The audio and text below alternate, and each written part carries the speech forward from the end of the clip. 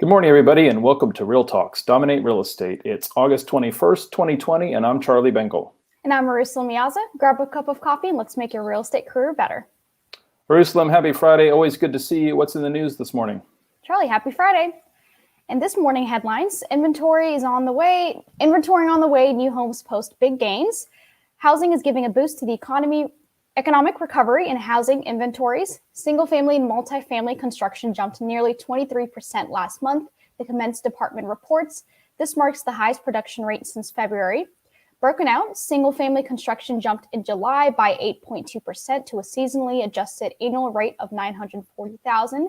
The multifamily sector, which encompasses apartment buildings and condos, rose 58.4% to a $556,000 pace, the Commerce Department reports. New construction for single-family and multifamily units now nearly matches pre-pandemic activity for the first quarter. Such growth is needed to steadily relieve the housing shortage, says Lawrence Young, chief economist of the National Association of Realtors. This kind of growth is also a major contributor to a local economic recovery. However, Young cautions that the increase in multifamily units may lead to an oversupply of apartment buildings, notably in city centers where there has been some shift in consumer preference for single-family homes in the suburbs during the pandemic. On new home construction, buyers may face higher prices. Builders caution that an increase in lumber prices by more than 110% since mid-April is adding about $14,000 to the cost of building each new single-family home. Combined single-family and multifamily starts saw the largest jump last month in the Northeast, increasing 9.3% annually, followed by a 5.9% increase in the Midwest and a 5.2% uptick in the South. The West saw the lowest increase, but still rose 1.4% annually. Despite the recent increases in new home construction, Young predicts inventory shortages will remain problematic for the remainder of the year, but sees an opportunity for a more balanced market with housing supply in 2021. In other news, weekly mortgage refinances fall as interest rates are subtly turn higher. A sudden turnaround from record low interest rates last week caused a pullback in mortgage refinance demand that pulled total mortgage application volume down 3.3% from the previous week, according to the Mortgage Bankers Association's seasonally adjusted index. Positive economic data reported last week on retail sales, as well as the large U.S. Treasury auction, drove mortgage rates to their highest level in 2 weeks, says Joel Kahn, an MBA economist. The rise in rates caused refinance demand to drop 5% from the last week, but was 38% higher than a year ago. That annual gain continues to shrink. Last month, refinance demand was more than 100% higher than a year ago. The difference now is that interest rates are narrowing the gap to where they were a year ago. While they were a full percentage point lower annually last month, they are now 77 basis points lower, making fewer borrowers able to benefit from a refinance. Mortgage applications to purchase a home increased just 1% for the week, but were a remarkable 20% higher compared with a year ago. This marks 3 straight months of annual gains for purchase applications. Demand for housing continues to swell, held back only by the severe shortage of homes for sale. Home builders are ramping up production, and mortgage applications for newly built homes are surging even higher. Mortgage rates pulled back slightly to start this week. The increase in the last week was due partially to an increase in lender fees levied by the Fannie Mae and Freddie Mac. As lenders settle into that new normal, they are falling back in line with Treasury yields. Last but not least, Zillow New Construction launches builder ratings and reviews. Zillow has announced the availability of builder ratings and reviews.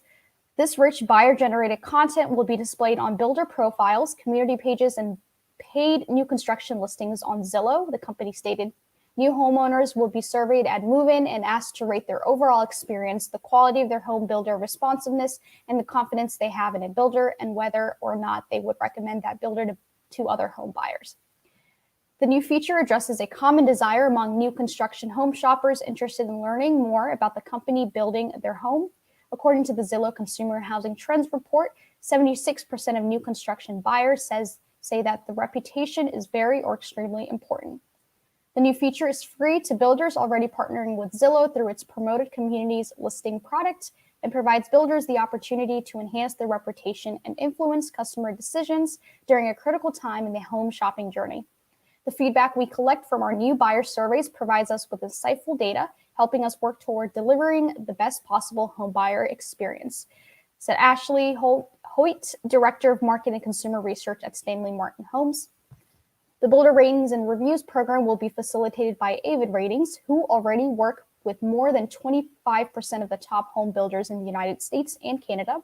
While builder reviews and ratings cannot be edited or deleted, builders are encouraged to respond publicly to any reviews, and those responses are displayed directly below a corresponding review on Zillow. All reviews are verified and closely monitored by Avid for inappropriate and discriminatory content. Page views for paid new construction listings increased dramatically during the spring and summer, with greater than 34% year-over-year growth over the last 4 months, and were up 81% in July, as shoppers continue to show an interest in designing a new home. Builder ratings and reviews are available on all participating builders' paid new construction listings on Zillow. Charlie, what's going on with rates?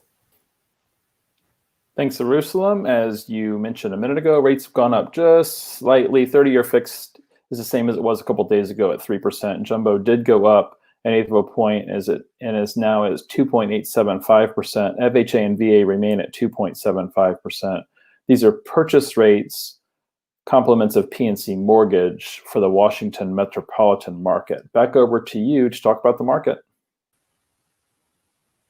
In the last week, in the Hampton Roads, we saw 759 new listings hit the market, 788 properties go pending, and 766 properties sold.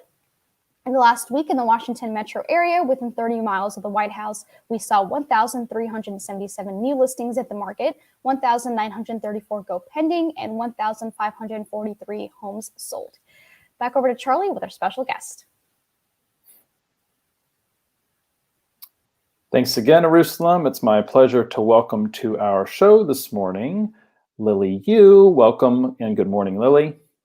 Hi, Charlie. Thanks for having me.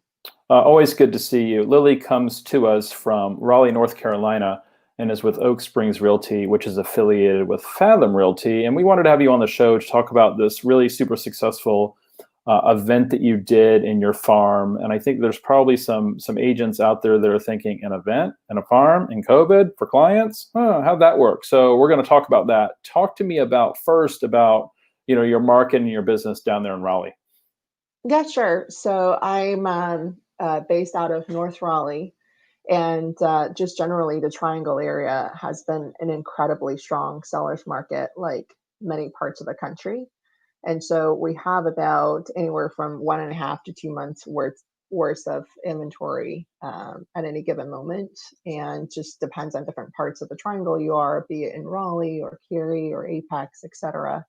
The varying levels of price points and inventory kind of goes in that range. And I've been in the business for the last couple of years, and really just have been incredibly blessed to be in the market at this time, and trying to help buyers and sellers kind of get everything check off their wish list when they're ready to exit the market, or looking for a home to settle down here. Awesome, very good. So pivoting back over to the client event questions, when did you have the idea to have a client event, and why? Yeah, so my farm is actually sort of the broader part of my own neighborhood, and so it's a new construction neighborhood now, going on 4 years old. Okay. And so I have been thinking about ways to kind of get more presence right around here. And also, frankly, we have little ones at home, and our neighborhood is mostly, kind of people with growing families. And so over the course of the summer, you just end up running out of things to do with your kids. And I just felt like my community needed it. We needed to do something that was easy, that gave people options in a safe way. And also, it was a great way for me to go out and meet all of my neighbors and kind of get to know them a little bit and become that sort of go-to resource in my community. So that's kind of how the idea came about. Awesome, good. So we're still in, we at the top of the show, we said the date. It's Friday, August 21st, 2020. We've been in the midst of COVID for, a really good 5 months now. I think, we're in a new normal, but I think for most agents, these events kind of stopped, right? So you came up with an event that you could do safely. Talk to me about kind of the debate that you had with yourself around doing an event in COVID times, if you will, and what you did to make it safe. Yeah, for us, it's kind of the way I thought about it was, if I were a mom, if I were a resident in my community, and at the same time, how do I break up the monotony of, the everyday with limited options to be outside? I wanted to, so the way I thought about it was like, well, what would I have done or what would I have appreciated? And our neighborhood actually has a pretty active HOA. And so yearly, we would try to put on some sort of fall festival or summer activity for everybody. And so along those lines, the idea of an ice cream truck or bringing some sort of cold beverage just seemed really appealing. And because it's going to be outdoors, I felt comfortable that there was plenty of space for everybody to spread out. And it also doesn't really create any sort of crowd, right? Mm-hmm. So, it's people coming up to the truck, getting something out of it, and then moving on for the rest of their day. And if they're able to stop by and have a quick chat, I have the market updates in my neighborhood available so I could talk to them quickly about what's going on in real estate. So, it's not forced. I'm not asking people to be in a confined space. I'm also not asking for a long time commitment. So it just seems like it was something that was natural. And we had a lot of green space in our neighborhood where it could be, it could just feel like you're kind of out in a park and grabbing an ice cream and moving on. So Good. So we've alluded to it. Describe the event. So the event was a Kona ice truck, right? For people that aren't familiar with that, talk to us about, what that is and, just describe the event in general. yeah, so I decided to bring Kona ice. Is kind of like Hawaiian ice. So it's like shaved ice with flavored syrup. And so it's kind of fun. It's, there's no dairy. So it's like literally friendly to all sorts of palate and diet. And they also have both children's flavors, and they say it's like adult friendly flavors, like a pina colada or something like that. Okay. So there happens to be one of these trucks right in my area, and it wasn't very costly. It wasn't as expensive as I had initially thought. And I was able to get a 2-hour commitment. So the truck came in, they brought all of the necessities, and there was a designated person inside the truck kind of serving and hosting. Mm-hmm. And so that whole idea was very sort of well resourced. So all I had to bring was, my own tent and my own set of materials, whatever I needed, which was all of a couple of picnic chairs and a picnic table, and then, my market update flyers. So it was very easy to put together. Awesome. Very good. So you said that it was not as expensive as you thought. What was your budget? So I had heard from another colleague in a different part of the country hosting sort of a similar ice cream event, Mm-hmm. and she ended up spending 800 out of pocket to host. So that kind of was my budget going in. And locally, the truck actually only charged 300 for a 2-hour commitment, Okay. and that also allowed me to give away up to 100 of these free cups to my community. So that was, I think, the other thing that kind of made people kind of more excited about the event Mm-hmm. was anytime you get a freebie. So I was able to offer, look, first come, first serve, but there's 100 free cups. So, come and grab them and enjoy your afternoon. Awesome. Very good. How far in advance did the planning begin? I think it really depends on your ability to secure the truck, Okay. and it tends to be. So I hosted it on a weekend, and so weekends tend to be, their golden hours. So Hmm. that took, I booked mine like 3 weeks out. Okay. And so we agreed on a date, and then 2 weeks out. So I had before, well, I guess the step one is definitely coordinate with my HOA. If you have an HOA, Hmm. I would coordinate with them to make sure that, you're picking the right location. There isn't anything you need to be mindful of. Hmm. So I had that conversation, got their approval to do this. And then I found a truck, kind of scheduled a date 3 weeks out. And then kind of for the first half of that 3 week time, I then created some marketing pieces, Okay.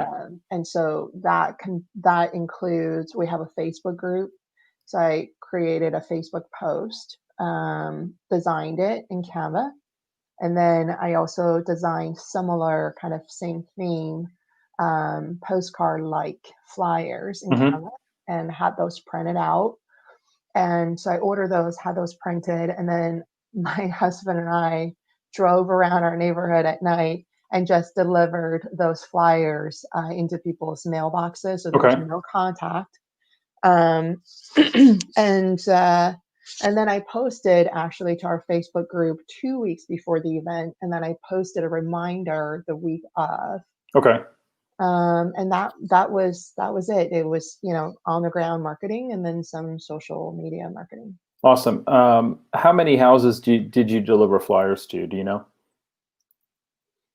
Can you say that one more time? How many houses did you deliver flyers to?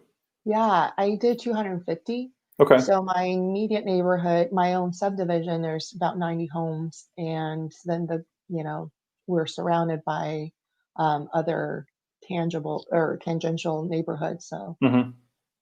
that was about 250. Okay, cool. So talk to me about the turnout. We saw some pictures that looked like the turnout was pretty good. Yeah, so people trickled in. It was actually a lot busier than I thought. So I really didn't have a free moment up until it was thunderstorming that day. Hmm. So like an hour and a half into it, thunders came pretty hot and heavy, and that kind of dissipated the line of people. Okay. So in total, I think we left with maybe 15 tickets left of the 100 free. So about 80, 85 people showed up. Yeah, that's Uh, awesome. yeah, in a 2 hour span. So you ran a contest also, or you did a drawing. A contest is a dirty word, I think. A drawing, right? We don't want to do Free raffle. contests because Yeah. the local governments don't like contests. But a drawing. Talk to me about that and what you required. What was the prize? This was to gather people's information, right? Yeah, it was a way to kind of, keep contact with them after the event. And so everybody likes a free raffle, especially Hmm. if they could win something. And so the only requirement I had was that it had to be a local restaurant in our Okay. area.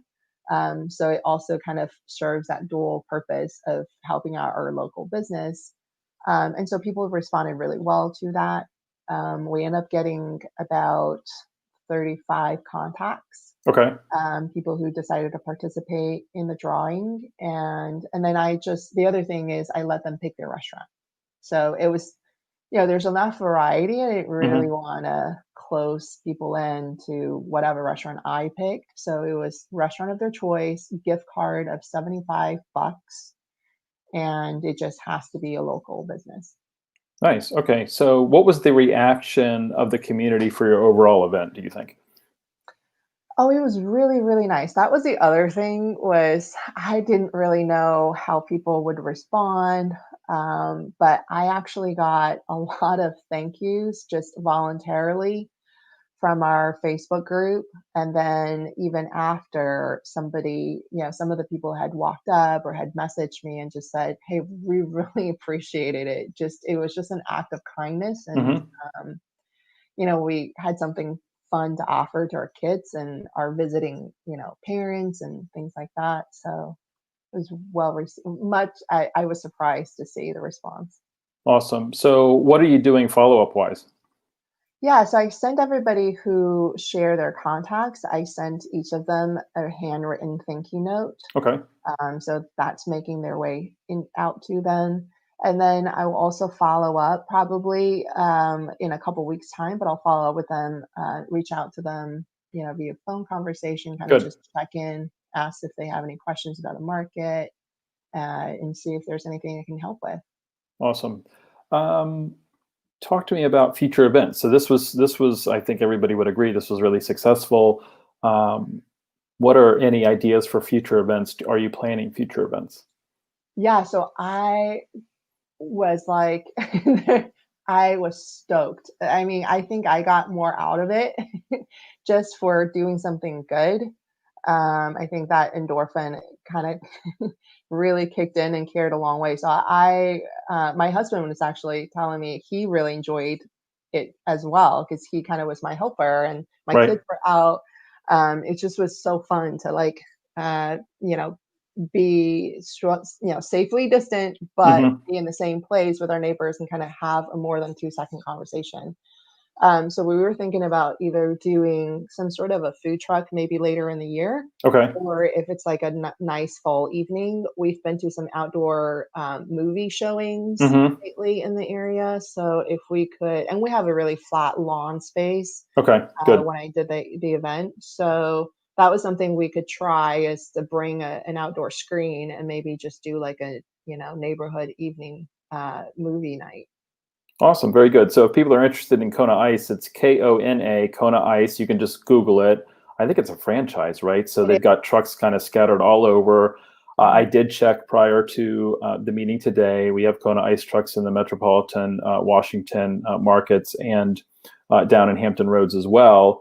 So check that out, and take advantage of the good weather. I think Mhm. that the days of indoor client events are probably over for a little while longer, and try to get these client events done and out of the way before it gets really cold on the East Coast. So I appreciate you joining me today, Lily. If anybody wants your contact information, I take it that they can just Google your name, right, and type in Raleigh. So if anybody watching either today or in the future has referrals for the Raleigh Yeah, market, feel free to reach out to Lily.